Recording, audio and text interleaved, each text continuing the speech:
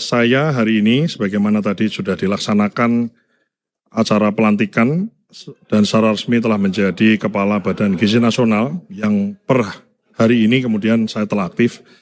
Tentu saja ini adalah amanah besar bagi saya.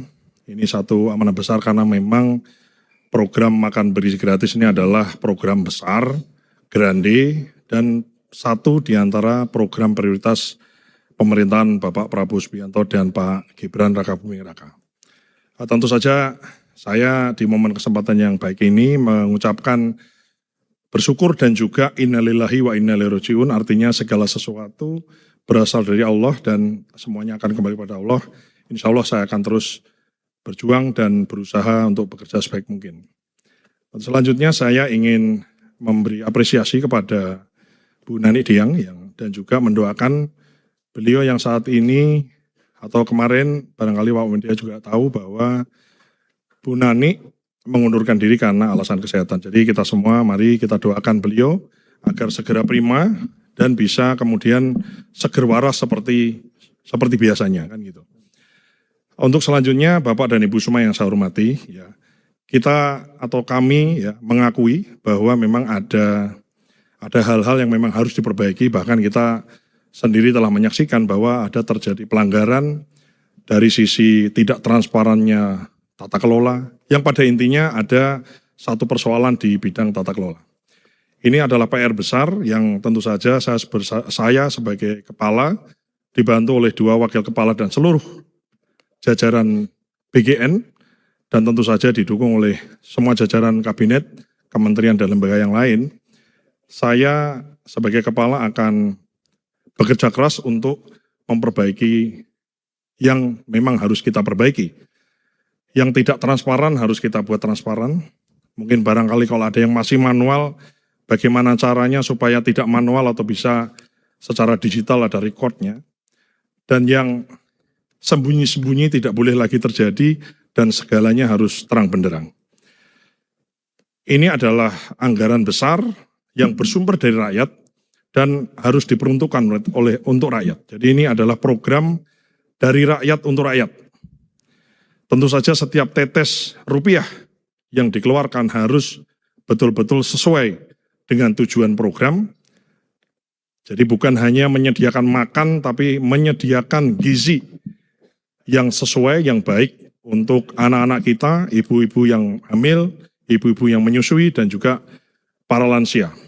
Selain itu, selain penyediaan gizi, tentu saja ada efek positif karena memang background kami dari Wakil Menteri Pertanian adalah bagaimana efek positif dari sisi produktivitas pertanian kita yang terserap dengan lembaga MBG ini, dengan lembaga makan atau program makan bergizi gratis ini.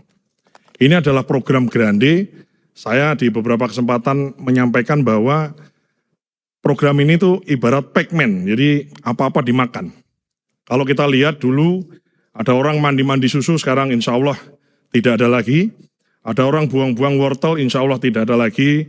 Ada orang petani buang-buang sayuran, buang-buang bawang dan lain-lain, insya Allah dengan program ini maka tinggal urusan distribusi yang kita perhatikan. Salah satunya adalah, mohon maaf mungkin sedikit flashback di Kementerian Pertanian, adalah adanya program pemenuhan telur dan ayam yang tersebar di luar Jawa. Karena memang secara distribusi di luar Jawa ini dipandang memang masih kurang dan oversupply di Pulau Jawa.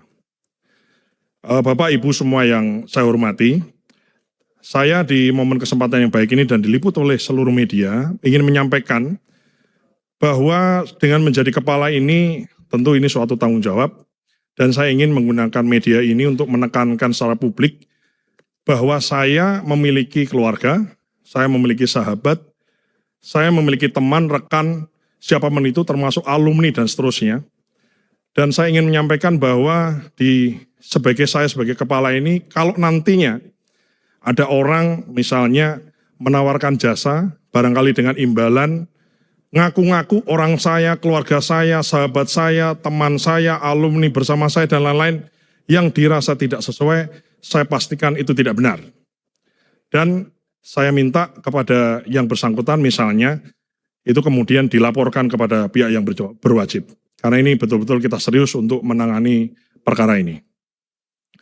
Selain itu saya juga ingin menyampaikan kepada seluruh sahabat, keluarga, rekan, dan semua orang yang mengenal saya dan saya juga mengenalnya, yang mencintai saya dan saya juga mencintainya.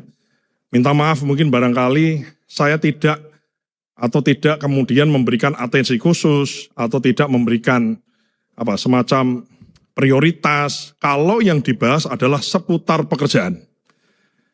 Saya ingin penyelesaian masalah, saya ingin penyelesaian persoalan, follow up dan lain-lain dilaksanakan sesuai mekanisme sistem. Jadi kita bukan lagi trust in person, kemudian kita bicara di ruang-ruang yang remang-remang yang gelap, di private room di restoran, tapi segala sesuatu harus dibahas di ruang-ruang yang terang dan transparan dan dilihat orang. Saya kira penting untuk saya sampaikan. Untuk selanjutnya, Bapak, Ibu semua, publik termasuk juga di sini awak media, saya mohon doa, mohon dukungan, mohon restu untuk kami bersama-sama dengan Wakil Kepala, Bu Arumsari dan Pak Trenggono beserta seluruh jajaran BGN dan seluruh stakeholder. Di sini ada SPPG, ada SPPI, ada mitra dan lain-lain. Doakan kami semua untuk bisa amanah dan menjalankan program ini dengan sebaik-baiknya, zero toleran untuk praktek-praktek korupsi dan hengki-pengki dan copet-copetan sebagaimana barangkali ini yang paling dibenci oleh seluruh rakyat Indonesia. Saya di sini meyakinkan bahwa yakinlah bahwa saya di detik ini berkomitmen untuk kemudian kita kerja dengan sebaik-baiknya dan sebersih-bersihnya. Namun kami bukanlah Superman, ya tentu saja kan tidak mungkin saya selesaikan persoalan atau program ini saya selesaikan sendiri.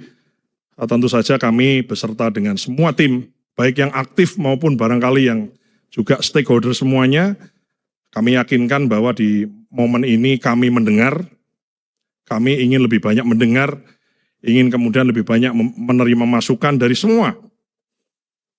Ya, ada barangkali ditemukan hal-hal yang janggal, ada ide-ide baru dan lain-lain, kami siap untuk menerima masukan dan menjadi bahan pertimbangan untuk kami mengambil sebuah keputusan.